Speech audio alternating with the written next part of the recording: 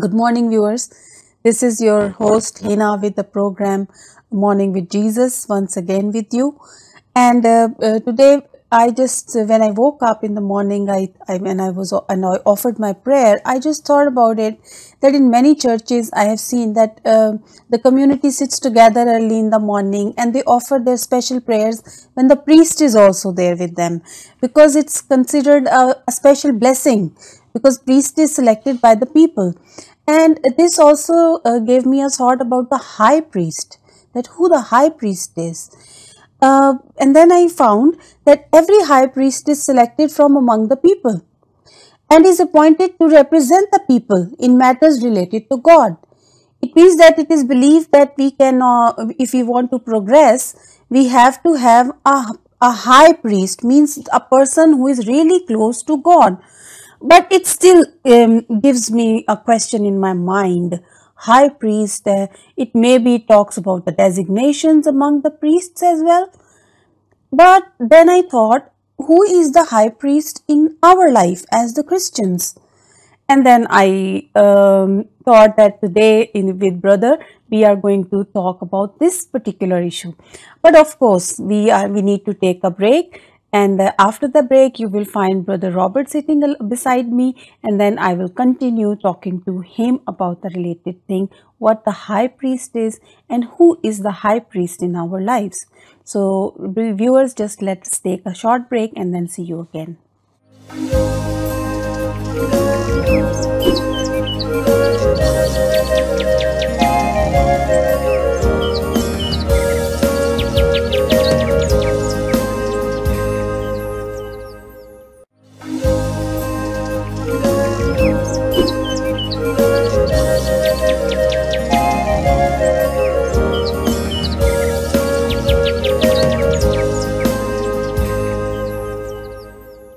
So viewers, I am back with Brother Robert, and as you can see on the screen, welcome brother to the program. Thank you. Yeah. And brother, before I welcomed you in the program, I was talking to viewers before the break about the high priest, that the high priests are very important in the life of a believer, and they are supposed to offer their sacrifices to God for their sins, so that God is happy with them, and this sort of things. And then I also thought about talking about the high priest in the life of a Christian. So this is what I would like you to reflect upon today. But before we start talking about the topic, can we just pray, do a little Yes. pray? Okay. Let's just pray together. Father, we just thank you for your word. I thank you that it is the truth. And I just pray as we read and study your word together today, that you will enlighten our minds so that we will understand more about Jesus being our high priest and what it means for us. In Jesus' name, amen. Yeah. Yes, brother. Now, I read it somewhere that no one else can take this honor from the high priest because he is from God, just as Aaron was. Yes. It means that it is somebody who is really extra special. But who do we have as Christians in our lives? Yeah. Well, we're going to do a little study on this today, and we'll look at the book of Hebrews. The book of Hebrews is a good book to study. It was written to Hebrew believers, Jewish believers, and so it's got a lot. It tells us a lot about the Jewish practices, but what they mean for us, because they were like shadows of what was to come, and they were actually sort of prophesying of the things to come, the things that Jesus fulfilled, because he fulfilled all of the prophecies in the law and the prophets about himself. And we're going to start by reading Hebrews chapter 3, verse 1. And it says there, "Therefore, holy brethren, partakers of a heavenly calling, consider Jesus, the apostle and high priest of our confession." So he tells us here that we should consider Jesus, who is our high priest. Now, it's a good point that you brought up, that a high priest is one who is appointed. This is the same with every ministry that we read in the Bible, whether it's in the Old Testament or in the New Testament, you cannot call yourself. You cannot just stand up one day and say, yes, I want to be the pastor. Or, Yeah, everybody cannot be. Yes, because it's a big responsibility. We don't decide that ourselves. Yeah. God is the one who calls us. So it's the same in the Old Testament. Under the law of Moses, Aaron, he was the first high priest, and he was anointed by God for that position. And that was passed on from father to son right up until the time of Jesus. And so those high priests, they were appointed, they were set apart from the people to minister to the people. And under the old law, the high priest, he played a very important role on one day a year. That was on the Day of Atonement, when animals would be offered in sacrifice, and the high priest would take that blood and he would go into the Holy of Holies, that most holy place in the temple where nobody was allowed to go. It was only the high priest went there, and he only went one time a year. And he would enter into that holy place with the blood, because if he did not enter with blood, he would die. Oh. So he had to have blood with him, that blood of animals. And he took that blood as an offering, and it sprinkled that on top of the covenant, the Ark of the Covenant. And that brought about atonement for the people. In other words, atonement means to cover. So their sins were covered up, as it were, but they weren't completely done away with, because it was an imperfect system. And the high priest, he was only a man. The high priest would be a high priest for maybe 20 or 30 years maybe. And when he died, another one would be appointed in his place. One of his descendants would take over that position. So he was short-lived. Like Elia was, like Aaron was. Aaron, just like Aaron was the first high priest. Yeah, when he died, his son took over his role as the high priest. And the high priest was also a man, so he had to offer a sacrifice for his own sin as well, because he sinned because he was a man. He sinned as well. So he was offering a sacrifice not only for the people, but also for himself. Yeah. So when we see now that the Bible talks about Jesus... That gives me a question. Yes. That we are going to talk about Jesus as a high priest. Yes. And you just said that the priest has to bring his own sins to God as well, along with the sins of the people. Of course. But Jesus did not commit any sin in his life. No. That's why he is the perfect high priest. Oh, yeah. For us. Because, we're just giving a little background, telling about the high priest as it was under the Old Covenant. Yeah. And Jesus came, and he, in fact, is the last and the only high priest. Because after Jesus, we do not need another high priest. Because he tells us in the book of Hebrews there, if we go a little bit further, in Hebrews chapter 5, he says there that, in verse 4, and like we were talking about there, he said, no one takes the honor to himself, and the honor of being a high priest, but he receives it when he is called by God, even as Aaron was. And so also Christ did not glorify himself so as to become a high priest, but he who said to him, that's the Father, said, thou art my son, today I have begotten thee. Just as he says also in another passage, you are a priest forever, according to the order of Melchizedek. So we see here that Jesus is ordained as a priest, high priest forever.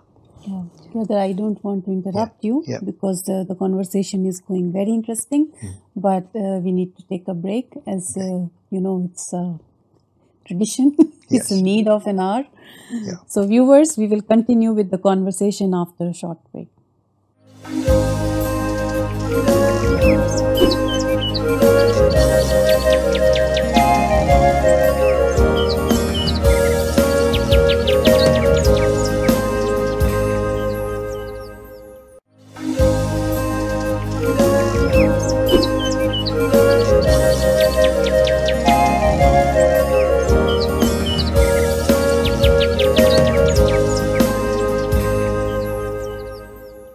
Welcome back, viewers, and let's continue with our conversation with brother. Sorry, brother, for the interruption, but now you can carry on. Yeah. So we've just read in this passage in Hebrews chapter 5 that Jesus was called to be a high priest. He didn't take that role upon himself, but God called him to fulfill that role. And we see also that God promises, and he says that he's going to be a high priest forever.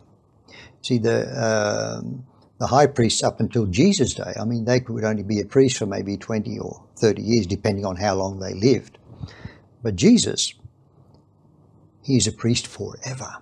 It says he is a priest after the order of Melchizedek. Now, if you go back into the Old Testament, Genesis, we see that Melchizedek, he was the king of Salem, or the king of Jerusalem, the king of peace, who came out and blessed Abraham after he'd come back from the battle with the kings.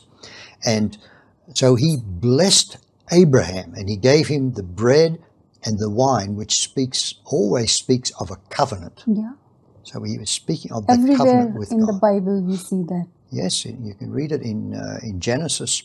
I think it's Genesis chapter 14, I think.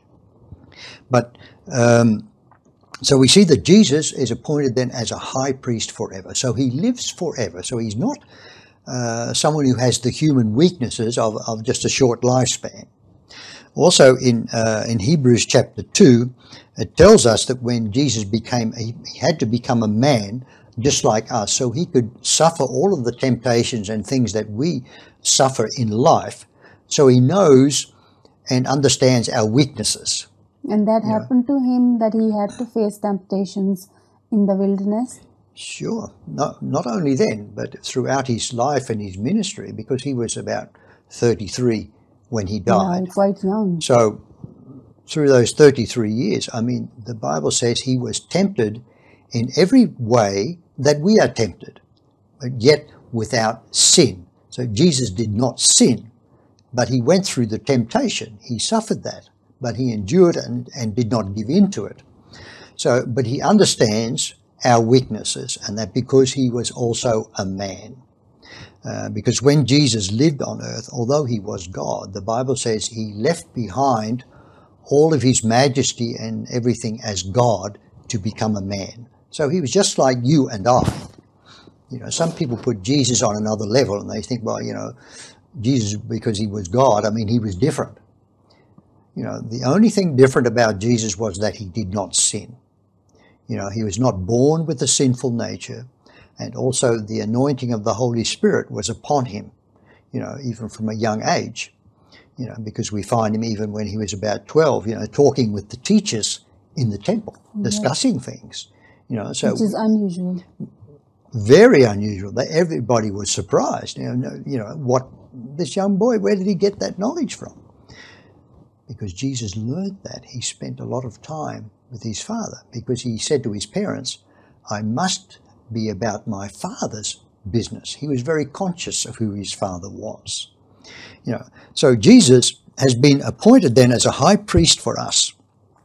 And like we said under the old covenant, with the high priest would take the blood and he would go into the temple then, or before that it was like a big tent, a tabernacle. And the one that Moses made was actually a copy of the one in heaven. Oh. Yes, because, you know, God showed that to him, and he said to Moses, be careful that you make it exactly the same as the pattern that I have shown you. You know, so, and when we go a little bit further into Hebrews, it tells us that Jesus, he took his own blood and he went right into God's presence. You know, he went into the heavenly temple, you know, not one that's here made with hands, but one right into the presence of God, and put his blood there on that mercy seat, you know. And when he did that, he secured forgiveness of sins for all of us forever. You know, one time, one offering, his work was complete. Can we say that we are sinners no more? You are a sinner up until the time you become a child of God. When you become born again, you are not a sinner saved by grace, as many people say. you are not a sinner anymore. You become righteous in the eyes of God. That's because of the blood of Jesus Christ, because his offer is so powerful. See, under the old covenant, every year people would be continually reminded of their sins, because every year they had to make a sacrifice, continually making the sacrifices. But their conscience was not clear, But Jesus' offer is a one-time offer for all time. And because of that, our conscience is clean and clear before God. So that means that it gives us boldness to come to God. The Bible calls it the throne of grace, because we receive God's grace. We receive his favor and God's forgiveness because of what our high priest has done for us. So that's one thing that Jesus has done for us. He has secured forgiveness for our sins. He has made us righteous. That's difficult for many people to understand, because they have a sin consciousness. They're more conscious of their sin than they are of the righteousness that God has given to us. See, Jesus took all of our sin upon himself that we might receive the righteousness of God. That's what he achieved for us. So I'm not conscious of my sin. I don't mean that I am perfect. Of course, I make mistakes. But when I make a mistake, I just confess that. I say, God, forgive me, cleanse me through the blood of Jesus, and then I get up and I go further. Because I'm not living as a sinner, I am living as a righteous person, because the Bible says we have been justified by the blood of Christ. So Jesus has done all of this for us. And so Jesus is also someone who is pleading for us before God. Oh, brother, now that gives me the opportunity to know something different from you from this place, that Jesus is pleading for us. But can we continue after a short break, please? Certainly, yeah. So viewers, I don't want to break in between, but we have to because of the rules and regulations and the requirements of the programs. So we will see you after a short break.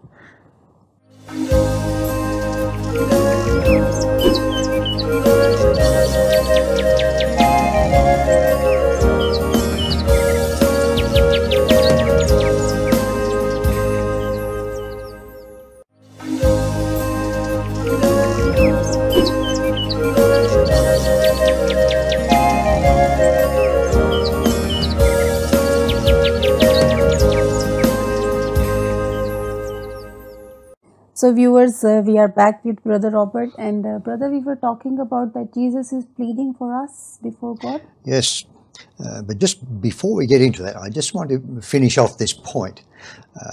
We've said that Jesus' offer, through his offer, he has justified us before God. When we have faith in Jesus, we know that our sins are forgiven. And as I said in the beginning, the word atonement is not a word that you will find in the New Testament. To atone means to cover it up.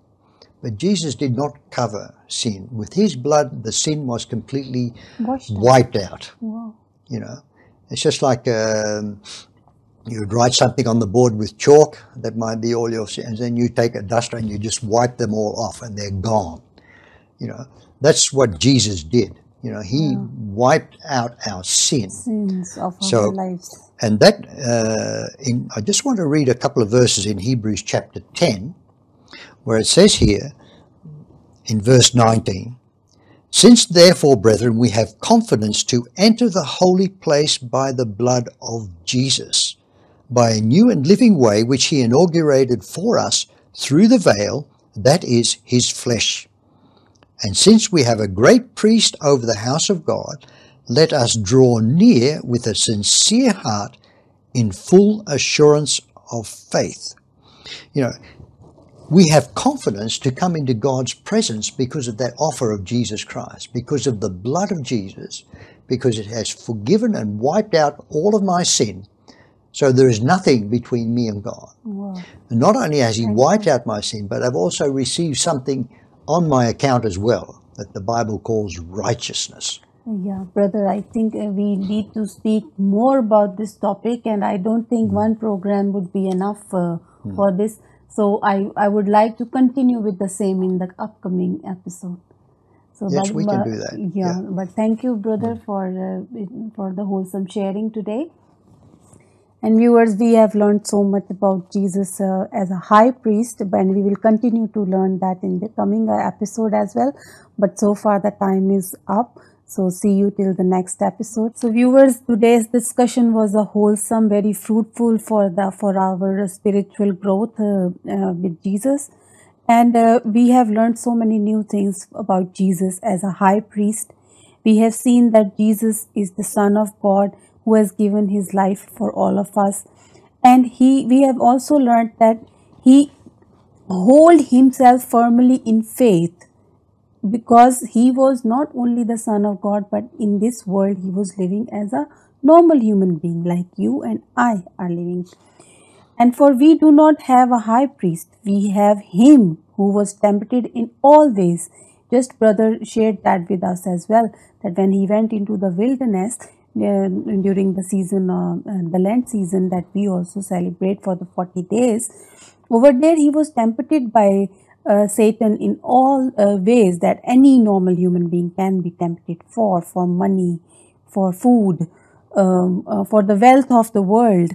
But he was consistently following God, and even for a minute he did not forget that, and he justified himself to be honored as our high priest. So his righteousness has saved us, and we must thank God every moment for this blessing. Apart from the fact that I am a human being, I feel really honored and blessed thinking the fact that Jesus is my high priest. So viewers, that's all for now, but we will continue with the same topic in the coming program. So you take care of yourselves, and also I am looking forward to have your wholesome comments about the program. Look after yourself, take care, see you till the next program.